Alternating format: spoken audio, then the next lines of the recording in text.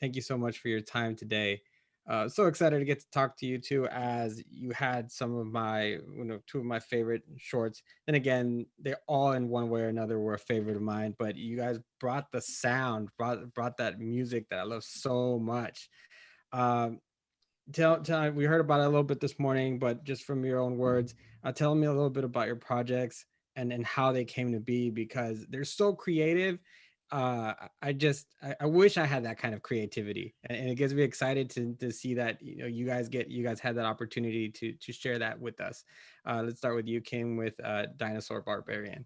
So, so a little bit about the short and then the making of it, right? Yes. Correct. Sorry. So Dinosaur Barbarian is a story about an 80s cartoon character learning work-life balance through the theme song for his show that doesn't exist. It was inspired by wanting to tell a story about work-life balance through about a cartoon character learning this, because when you're watching those retro shows, you only ever see them doing heroic things. You never see any other aspects of their lives, which made me think it's probably because they ignore it. They don't handle the rest of their life. Working within the time frame that the short circuit program gives us, which is ideally somewhere between 90 seconds to 2 minutes, a theme song felt like the perfect platform for that because it could fit perfectly within that timeline. So my pitch for Dinosaur Barbarian was always the theme song set to music with the 3-act structure sort of squeezed into 90 seconds. And I'll take over. Thank you. The Songs to Sing in the Dark it's about two creatures in a cave, and they're in a it's like most of the cave is in a competition for survival. Like they're trying to find food and compete with one another, interact with one another, and you're following this little red creature who is kind of afraid of everything in the cave. And finally he meets this other creature, and at first is afraid of them and then confronts them, and then eventually they become friends and realize they're stronger together, teaming up in that kind of wild environment. And there's definitely like an undercurrent or a theme of fear and how we deal with it in songs. And I've always, since the idea of the short was inspired by evolutionary biology, I thought relating that to an idea of, the sort of the anxiety of survival and finding a friend in that kind of environment would be a very natural fit. And also because it's inspired by sound, it's like, oh, it makes sense that it would be musical too. I have a lot of musicians in my family too. So like my mom was like a not quite concert level pianist. I myself am not super musical. I composed a little bit, I had some, a few years of piano lessons as a kid. But I hadn't composed anything for like a decade when songs finally came on my radar, and like, there's a lot of dust to knock off before I'm ready to do anything with this. Fortunately, they paired me with Benjamin Robinson. He was the co-composer. He orchestrated the arrangement. He definitely helped plus the soundscape a lot more, helped me clean it up. And I think it just sounds terrific. And a lot of it is due to his work.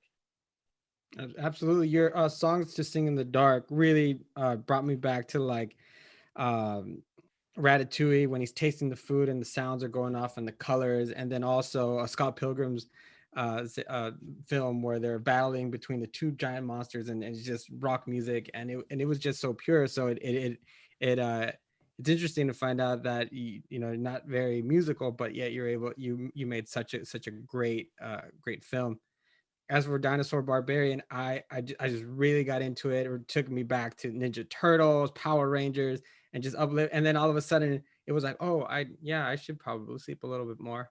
I should. I had so much fun with both of them.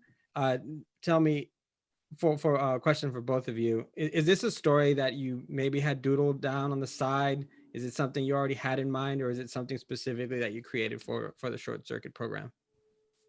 I created mine specifically for the short circuit program. That's kind of why it kind of fit perfectly, like the time limit, wanting to tell like a more simple story, wanting it to be really fun. I was actually on a plane flight when I first came up with the, oh wait, no. I was on a plane flight when I wrote my pitch, but it was actually at lunch at work where I came up with the idea kind of just as a joke initially, like, oh, I could submit an idea like this, like, wouldn't that be silly?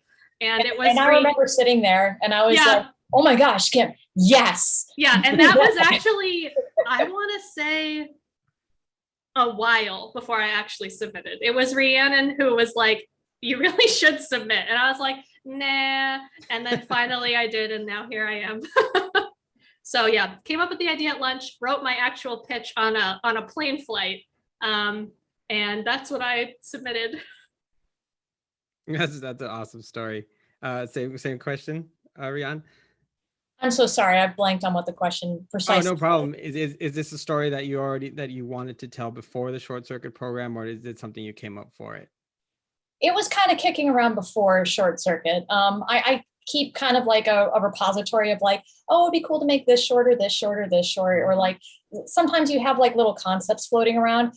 I think one thing is that I hadn't really figured out the story of songs. Like I had the kind of core idea, but I actually sort of needed the pressure of, hey, we're going to make this. And then I was like, ooh, I really need to figure out the story. And because originally it was very just kind of purely visual, like red versus blue, fighting it out. And I'm like, that's not quite enough of a story for even 90 seconds. And it would be cool if there was a little bit of an arc. So I was like, what if one of them starts out kind of afraid and the other one has to draw them out of their shell? And it's like, okay, so that's at least a change that can happen over the course of the short. What's the difference between coming into work and working on a feature project, and then coming into work and working on your feature project? Well, I mean, surreal. Yeah, it's very surreal. Honestly, it's still, even though we're sitting here talking to you right now, it still doesn't feel quite real. It feels just like this weird, very pleasant dream. Well, I mean, you both have worked on several big projects that have done very, very well. So it's very nice that the short circuit program gives you the opportunity to shine, because you gals and the rest of the team are the magic, because you make it happen, and that's it's beautiful. What is one of your biggest takeaways after directing your shorts? Oh, one of my biggest takeaways is how much the talent in the studio just loves to play.